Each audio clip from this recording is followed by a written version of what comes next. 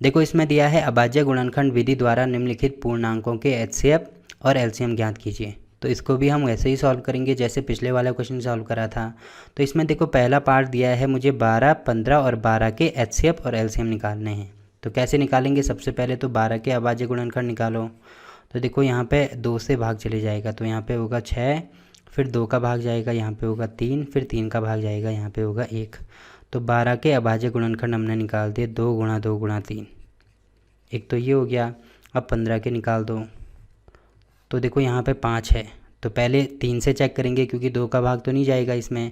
तो 5 और 1 6, तो 6 में 3 का भाग जाता है, मतलब इसमें भी जाएगा। तो यहाँ पे होगा 3 और यहाँ पे हो जाएगा 5 से 15।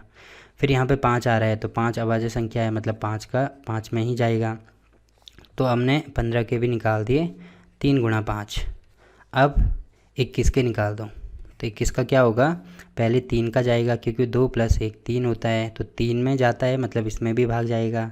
तो यहाँ पे होगा 7, फिर 7 एक अभाज्य संख्या है, तो 7 में 7 का ही जाएगा, यहाँ पे होगा 1। तो 21 के भी हमने निकाल दिए 3 गुणा 7। अब देखो एचसीएफ के लिए मैंने आपको क्या बोला है, जो सब में कॉमन हो। तो सब में कॉमन तो 3 आ रहा है, ये आप यहाँ पे देख सकते हैं। तो 3 कॉमन आ रहा है, मतलब 3 इसका एचसीएफ हो गया। और एलसीएम क्या होगा, जो कॉमन आ रहा है पहले तो उसको लिख दो, और जो कॉमन नहीं आ रहा है उसको भी लिखेंगे। तो 2 गुणा 2, इसको मैं 4 लिख सकता हूँ, इंटू 7 और 5, तो 7 पंजे 35। तो ये कितना हो गया, 3 चौकू 12 गुणा 35, तो 12 पंजे 60, 12 × 36 और 6 42। तो एलसीएम हमने निकाल दिया 420 और एचसीएफ निकाल दिया 3। वैसे ही 17, 23 और 29 का भी निकालेंगे। तो देखो आप यहाँ पे देख रहे होंगे कि ये तीनों अभाज्य संख्याएं हैं। तो अगर मैं इन तीनों का यानी 17 को अगर मैं लिखना चाहूँ तो ऐसे लिख सकता हूँ 1 गुणा 17। वैसे ही 23 को लिखना चाहूँ तो 23 को लिख सकता हूँ 1 गुणा 23, क्योंकि अभाज्य संख्याओं में या तो 1 का भाग जाता है या खुद वो संख्या का भाग जाता है। तो खुद वो संख्या यहाँ पे 17 है, तो ये 17 हो गया। वैसे ही 23 के साथ में भी होगा, वैसे ही 29 के साथ में भी होगा। तो यहाँ पे होगा 1 गुणा 29। अब देखो अगर मुझे एचसीएफ निकालना है तो एचसीएफ क्या आएगा, एचसीएफ इन तीनों में कॉमन देखो 1 है, तो एचसीएफ तो आ गया 1। और एलसीएम क्या आएगा, एलसीएम जो कॉमन है वो भी लिखेंगे और जो कॉमन नहीं है वो भी लिखेंगे। तो ये हो जाएगा 17 गुणा 23 गुणा 29। इसको गुणा करके आप देख सकते हैं कितना आ रहा है। देखो मैं डायरेक्ट इसको गुणा कर रहा हूँ, ठीक है। तो ये गुणा करके आएगा 11,339 के बराबर। अब इसको गुणा, पहले इन दोनों को गुणा कीजिए, जो भी आएगा फिर इसके साथ में गुणा कीजिए, तो ये हमारा आंसर आएगा। तो एचसीएफ भी हमने निकाल दिया और एलसीएम भी हमने निकाल दिया। अब देखो लास्ट इसमें दिया है कि 9 और 25 का निकालना है। तो कैसे निकालेंगे, सबसे पहले तो 8 का निकाल दो।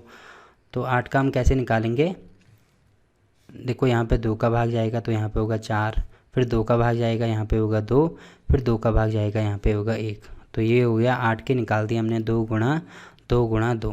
या आपको अगर देखो ऐसे नहीं करना है, अगर आप यहाँ पे डायरेक्ट निकाल सकते हैं, तो अगर आपको डायरेक्ट निकालना आता है तो ये वाले मेथड का यूज़ मत कीजिए, आप यहाँ पे डायरेक्ट ये वाला स्टेप भी लिख सकते हैं। तो 8 का मैंने निकाल दिया। वैसे ही अगर मुझे 9 का निकालना है तो 9 में मतलब 3 का भाग जाएगा, फिर दोबारा 3 का जाएगा, तो 9 को मैं लिख सकता हूँ 3 गुणा 3। और लास्ट में 25 को मैं क्या लिख सकता हूँ, 5 गुणा 5। तो ये हो गया। अब देखो एचसीएफ मुझे निकालना है, तो एचसीएफ देखो क्या आ रहा है इनमें, इनमें कुछ भी कॉमन नहीं है, मतलब एचसीएफ आएगा 1, ठीक है। 1 क्यों आएगा, क्योंकि अगर मैं इन तीनों को 1 से गुणा करता हूँ तो कोई फ़र्क नहीं पड़ेगा।